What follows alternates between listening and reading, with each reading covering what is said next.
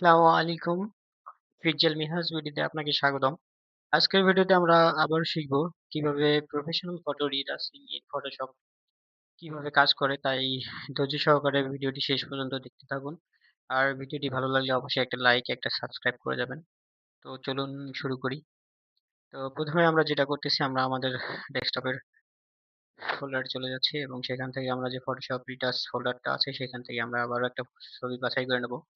তো এর জন্য আমি আবারও ফটোশপ ওপেন করতেছি। আমরা সবাই ধৈর্য সহকারে আস্তে আস্তে শিখবো এবং আস্তে আস্তে আমি এক প্লে লিস্টে ভিডিও দিতেছি বিধায় যে পরবর্তীতে আর দিব না তা না। আস্তে আস্তে আমি চাই যে সবাই একটা জিনিসে মনোযোগ দিয়ে আপাতত শিখতে থাকুক। পরবর্তীতে আরো আদার্স কোনো প্লে লিস্টে যখন আমি ভিডিও আপলোড করতে যাব তখন ওটাও আস্তে আস্তে এক এক করে করে ভিডিও দিয়ে বা টিউটোরিয়াল করে সবাইকে শেখাবো। তো এখন আসলে প্লেলিস্ট চেঞ্জ করা আমার জন্য বা সবার জন্য ঠিক না, হয়তো বা আস্তে আস্তে শেখার জন্য খুব ভালো। তাই আমি এখনো আমার রিটার্স ফোল্ডার বা প্লেলিস্ট নিয়ে কাজ করতেছি। এরপর আমি আবার অন্য একটা টুলস এবং অন্য আলাদা টিউটোরিয়াল নিয়ে আলাদা কাজ নিয়ে আমি কথা বলবো। তো চলুন আপাতত আজকে যে ফোল্ডারে আসছি রিটার্স ফোল্ডারে, সেখান থেকে একটা পিকচার বেছে নেই। তো আজকে এটা নিয়ে নিলাম। প্রথমে যেটা কাজ করতে হয় সেটা হচ্ছে গিয়ে আমাদেরকে অবশ্যই জানতে হবে যে আমাদের একটা ব্যাকগ্রাউন্ডে লেয়ার রেখে আরেকটা লেয়ারে কাজ করতে হয়। তার জন্য আমরা যে আরেকটা ডুপ্লিকেট লেয়ার নিব, তার জন্য শর্টকাট ইউজ করলাম কন্ট্রোল জে। তো আমাদের শর্টকাট লেয়ার যেটা শর্টকাট কিবোর্ডে চাপার পর যেটা লেয়ার আসছে সেটা লেয়ারে যে এখানে আমরা দেখতে পাচ্ছি। এখন আমরা জুম ইন জুম আউট করে নেব, কন্ট্রোল প্লাস প্লাস দিয়ে জুম ইন করে নিলাম। তো এখানে আজকে যাই হোক যেটা হয় হোক, একটু ভিডিও টিউটোরিয়ালের সময় একটু বাড়তে পারে। তো আমরা কাজ শুরু করে দিই কথা না বলে। আমরা আবারও সেই টুলস ইউজ করতেছি, স্পট হিলিং ব্রাশ টুলস। আমরা টুল সাইজ বারের যে টুলস দেওয়া আছে এই টুলস থেকে আমরা টুলসটা নিয়ে নিলাম এবং এই শর্টকাট যে আমরা যে চাপছি এবং যেটা এর পরবর্তী থেকে কাজ হচ্ছে আমাদের ব্রাশের সাইজটা। ব্রাশের সাইজটা আমরা ছোট করে নিচ্ছি, third bracket in third bracket out দিয়ে, থার্ড ব্র্যাকেট আউট দিয়ে আমি ব্রাশের সাইজটা ছোট বড় করলাম। কিন্তু আমাদের পিম্পলের বা স্পটের সাইজ আজকে অনেক ছোট, তাই আমরা আবারও অনেক জুম করে নিয়ে সেই সাইজগুলা আমরা দেখে সাইজ ছোট করে করব। তো যেটাই হোক ছোট বড় যেটা হবে সেই অনুযায়ী আমাদের ব্রাশের সাইজটাকে রেখে একটা করে ক্লিক।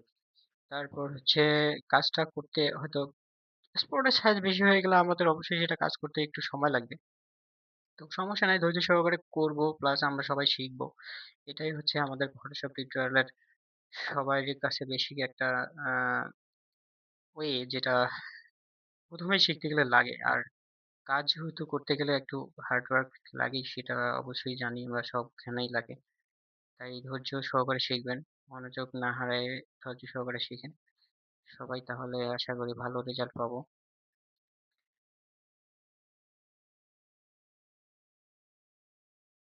ব্রাশের সাইজ যত ছোট হবে তত আমাদের জন্য যে জায়গাটুকু কপি করে ভালো বা ক্লিন করে দিচ্ছে, স্পটটা ডিলিট করে দিচ্ছে, সে জায়গাটার জন্য আমাদের ব্রাশের সাইজটা ছোট রাখলে অনেক বেস্ট।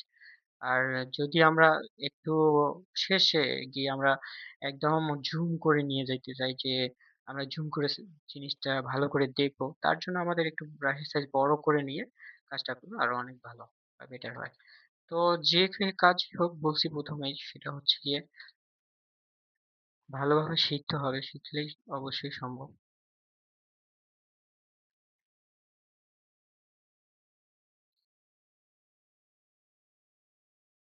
আমরা এখানে একটু দেখতেছি স্পট গুলো, সেগুলো আমরা একটু ডিলিট করে দেওয়ার চেষ্টা করি।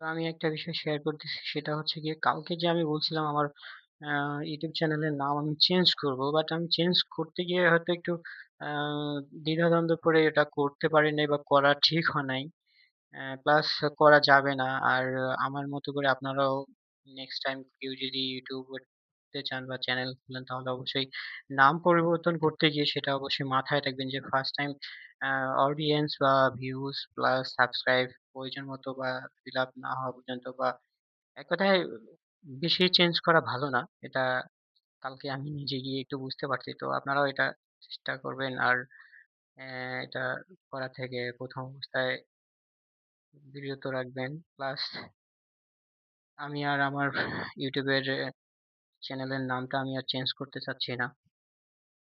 যা আছে তাই মোটামুটি অনেক ভালো আছে। আর যেটা কাজ হয় সেটা কাজ হচ্ছে সবকিছু আস্তে, আস্তে শেখা যায়। সেটা আমার চ্যানেল চেঞ্জ করা হোক আর বা এই আমাদের স্পটের কাজের শুরুতেই হোক, আস্তে, আস্তে করতে হবে। তো ওকে, আমাদের নিচের অংশটুকুর কাজ শেষ। এখন আমরা যাব উপরের অংশটুকুতে। আবার আমি জুম করে নিচ্ছি।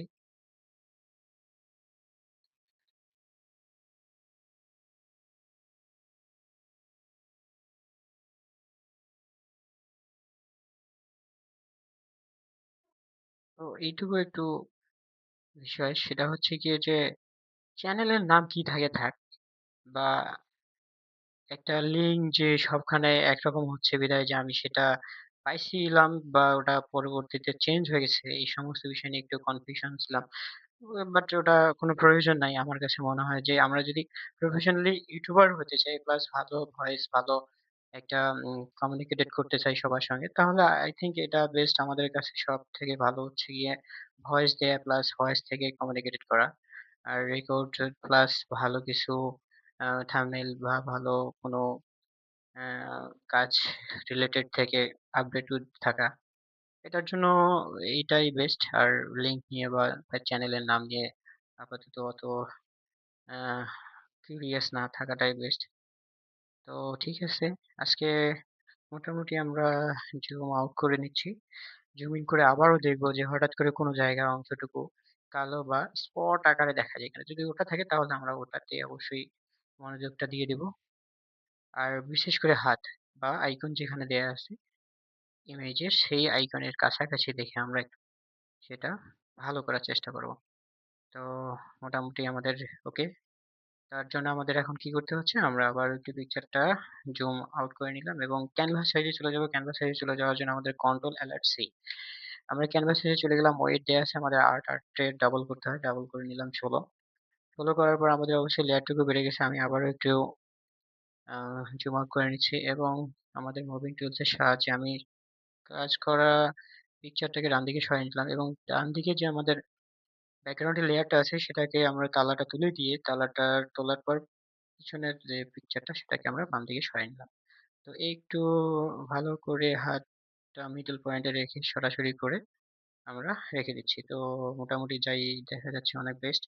সেভ করে নিচ্ছি। সেভ করার জন্য কন্ট্রোল এস। এরপর চলে যাচ্ছি আমরা ডেস্কটপে। ডেস্কটপে গিয়ে আমাদের সেভ অ্যাজ টাইপে গিয়ে দিয়ে দিচ্ছি জেপিজি ফাইল এবং নাম দিয়ে দিচ্ছি আমি আমার মতো MINHZ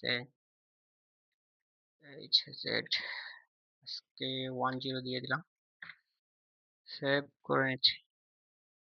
এরপর আমরা মিনিমাইজ করে আমাদের ডেস্কটপে গিয়ে একটা রিফ্রেশ করে দেবো পিকচারটা আসছে কিনা। অবশ্যই পিকচারটা চলে আসছে। এখন একটু গ্যালারিতে শো করি। তো এটা হচ্ছে গিয়ে আমাদের বিফোর, আমাদের স্পট সহকারে যে পিকচারটা, এবং এটা হচ্ছে গিয়ে আমাদের আফটার। তো মোটামুটি যাক, বেস্ট ভালো দেখা যাচ্ছে। তো এটাই হচ্ছে আজকের এ পর্যন্তই। আর ভালো লাগলে অবশ্যই একটা লাইক, সাবস্ক্রাইব প্লাস শেয়ার করে দিবেন। ধন্যবাদ সবাইকে। ভালো থাকবেন। আল্লাহ হাফেজ।